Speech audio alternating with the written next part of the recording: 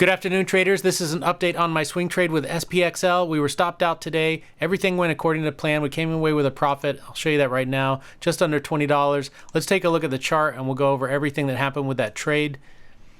So this is the chart, and this is the daily chart of SPXL. So we entered back here on this daily candle as soon as it broke above this red one right here.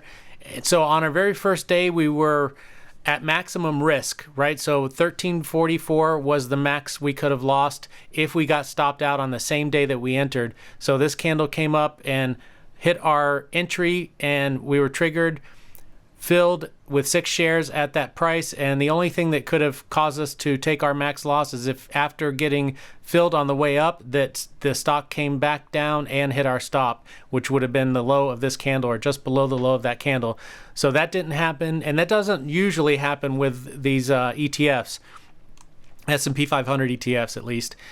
So that you're at pretty low risk, but that is the maximum potential risk on the very first day. And then as soon as the price closed above the 50 MA, I moved my stop up to the 50 MA. So you can see that now we were only risking maybe $1.30 times 6 shares, so maybe $7 or $8 after that first day was over. And then we just continued to move the stop loss up with the 50 MA as the price continued higher. And I don't really worry about what the price is doing up there as long as it's above the 50 MA. And then today it came down and touched it. So when I was watching it, it was somewhere around this 102.70 level, I want to say, and then the 50 MA was about 102.58. So if you look over here at the price, when I hover over the 50 MA, you can see it's at 102.61 right now, but that's just because the price closed higher.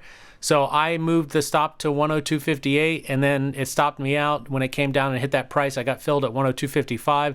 So 3-cent slippage on a ETF of this price, that's not a big deal. So let's take a look at the spreadsheet. We'll see what happens. Oh, before we do that, you might be thinking, why didn't you sell when it was way up here? It came all the way down and you lost all of this profit. And I guess, that's a valid point if you're a new trader, but if you have any experience, you wouldn't be asking that question because the idea behind a trade like this is to catch a longer term trend, and there's no way you're ever going to catch a long-term trend if you're trying to time the high of the trade, and I'll show you exactly what I mean by that. Let's just go back in the chart a little bit, and we don't have to go back very far to find, well, here's one example where it lasted a lot longer than this trade, and then there's an even better example.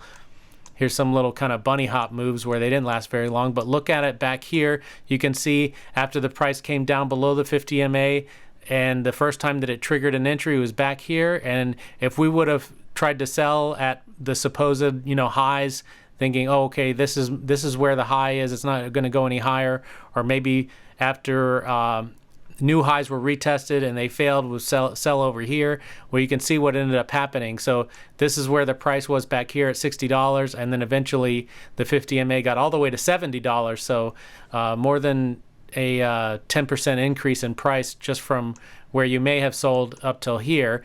And the original entry maybe would have been around $50. So you caught a $20 move, which is a 40% move when this thing was $50 back here. So you caught a 40% move by following the plan of holding on the 50 MA line, whereas if you sold out here from $50 to $60, so a 20%. So you basically doubled your money by following your plan, not selling out early. That's the point I'm trying to make. So you have to just maintain your discipline and follow the plan. Otherwise, you're never going to catch a big run. So that's explains why I didn't try to sell it out here and why I just wait until it comes down and stops me out.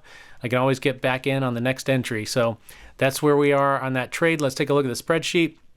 So this is the previous trade, and this is the current trade that we just stopped out on today.